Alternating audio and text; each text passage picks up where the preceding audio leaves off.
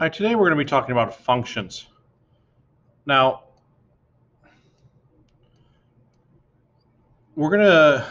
functions are a special type of relation.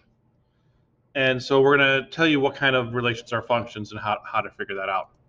We're also going to do something that's called functional values or function notation. They call it functional values. Most of the math community calls it function notation. So that's the terminology I'm going to use, function notation, and how to solve those. So there's two different sections or objectives that we're going to work with today. So let's start with the first one. What is a function? A function is a relation in which each element of the domain, remember the domain is the x values, is paired with exactly one element of the range, or the y values. Remember the domain is the inputs and the range is the outputs. So what this is saying is as we put in a value for x, we should get an answer for y. So if I have the order pair 2, 5, if I put 2 in, I get 5 as an answer. That's how that order pair kind of works. So what I need for a function is that every number I put in has one answer and one answer only. So when I say what's the answer for 2, you can tell me it's 5 or whatever the other numbers are. If I put in 2 and you say it's 5 or 7, that's a problem. I can't have that. I can't have a situation where I have multiple choices. I want an exact value. And that's what it says here, exactly 1. So in other words, what are we looking for? We're looking for x not to repeat. Did it say anything about y? Could I have the same answer for everything? Absolutely. If I put 4 in and the answer is 3, and I put 5 in and the answer is 3, and 6 in and the answer is 3, that's fine. We have things that have all the time that have multiple of the same answer. Okay? But whatever I put in has to have one answer and one answer only. So let me show you what that looks like. All right, so here's a mapping. So -2 gives me an answer of -8, 0 with 0, and 2 with 8, and 4 with 16. Notice there's no repeats. Everyone has one answer.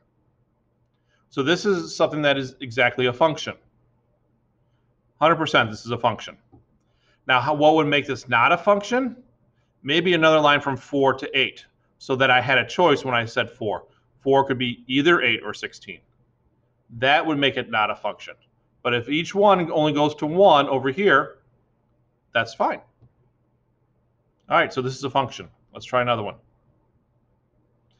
-7 has -12. -4 has -9. 2 has -3. 5 has 0. And notice my x's never repeat.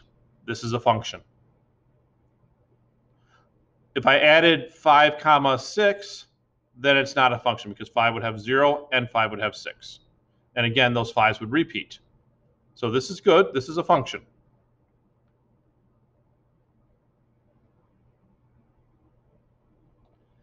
Again, here we're going with functions. They go to one specific number. Again, their mapping is wrong because it should be in order from least to greatest. We know that. All right. But all of these go to 1 and only 1. So yeah, this is 100%. You're like, okay, what's not a function? Well, let's look at this one. 3, 2, and 3, -1. Notice the x repeats here. When I say 3, you can tell me the answer is either 2 or -1. And I can't have that. When I tell you 1, you tell me it's -2, 2 is -4. But what about 3? 3, it's either 2 or -1. That's not acceptable. So this is not a function.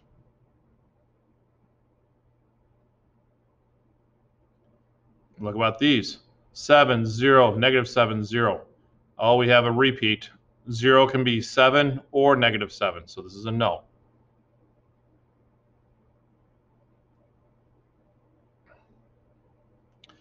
All right, what about this one?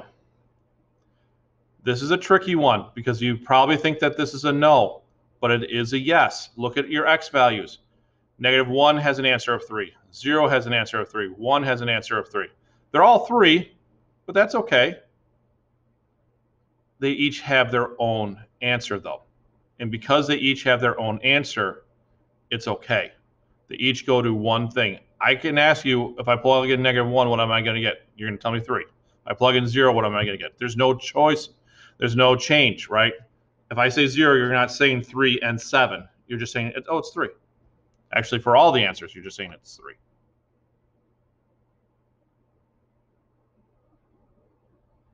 All right, what about this one? Looking at all of our different x values, no repeats there, so we're good. It is a function.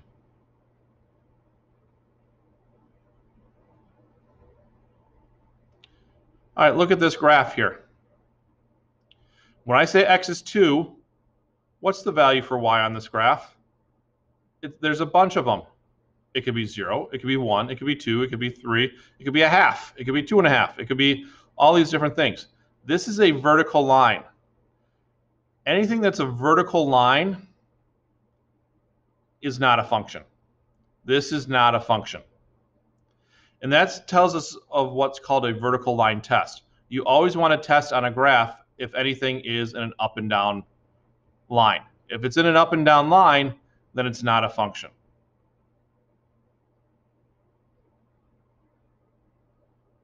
So look at this one. If I do vertical lines here, am I ever crossing this line twice? No. So that's enough for us to say that this is a function. Even though it's not dots like the other ones we've done, we can still say that this will be a function because no point in this is anything on top of the other. All right, there's this line and this point has nothing on top of it or below it. If you get a line that is a circle, like a C or a circle, those are not functions, but this one is. All right, what are functional values or function notation? We're going to introduce something called an f of x. That's what this is here, f of x. It's a shortcut symbol for what we want to put in for x. These are actually order of operation problems. They may not look like it, but it's a shortcut way to go ahead and tell us what we want to put in for x. So f of 4 means that you're going to put 4 in for every x in your problem. So every function notation problem will start off with a rule. They'll say f of x equals 2x plus 3. This is what they want you to solve. And they're just going to tell you what they want you to put in for x. So if I have f of 4, that means I'm going to put a 4 in for x here. So it's 2 times 4 plus 3. 2 times 4 is 8, plus 3 is 11. So that's our answer. There's no solving it. I know we just got done doing a chapter on solving equations. There's none of that. It is just going ahead and doing order of operations. It's a shortcut way for them to use this over and over again to do a bunch of different problems. So they can say f of 4, and then maybe later they're going to say f of 10, and we're going to put a 10 in there. And then they're going to say f of 22, and we'll put a 22 in there and find out the answer. It's just a different way for us to go ahead and put different numbers in there all the time. All right, they're just order of operation problems. So let's go ahead and try some. So they say if f of x, this is what, again, I call the function rule, equals 3x minus 4, find f of 4. So all we're going to do is take that 4 and put it in this problem. So notice what they did. They just kind of rewrote this, but with the 4. Now this f of 4 over here, just ignore it. The equals, just ignore it. We're just doing order of operations. 3 times 4 minus 4. Order of operations, please excuse my dear Aunt Sally. We're going to do this multiplication first. And we get 12 minus 4, or just 8. So there's no real solving or moving or doing anything like that. Just do order of operations, find your answer. So f of 4 equals 8. Now I could do another one. I could do f of 10 or f of negative 2 or whatever. And we would just plug it into this original one. So here we still have the same rule. Now they want to do f of negative 5. Okay, fine. So we're going to put a negative 5 in there. Again, we're going to do order of operations. We're going to ignore this part here. It's just 3 times negative 5 minus 4. Again, the multiplication comes first. So we get negative 15 minus 4 and negative 19. That's our answer. We can even do it with a bigger problem like h of t. Now we can have not just f, we can have h or g.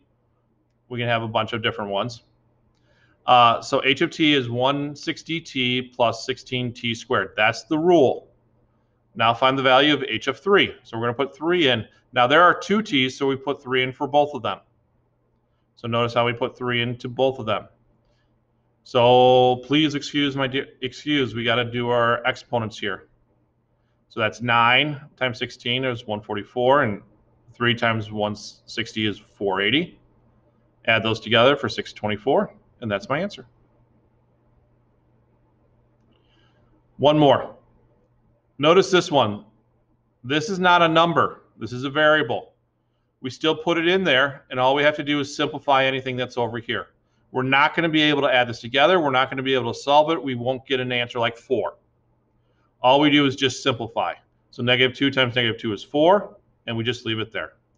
It's actually somewhat of an easier problem because they're not asking you to solve it all the way. They just want you to put it in the one spot there and kind of just simplify it a little bit. And that's what I have for you today.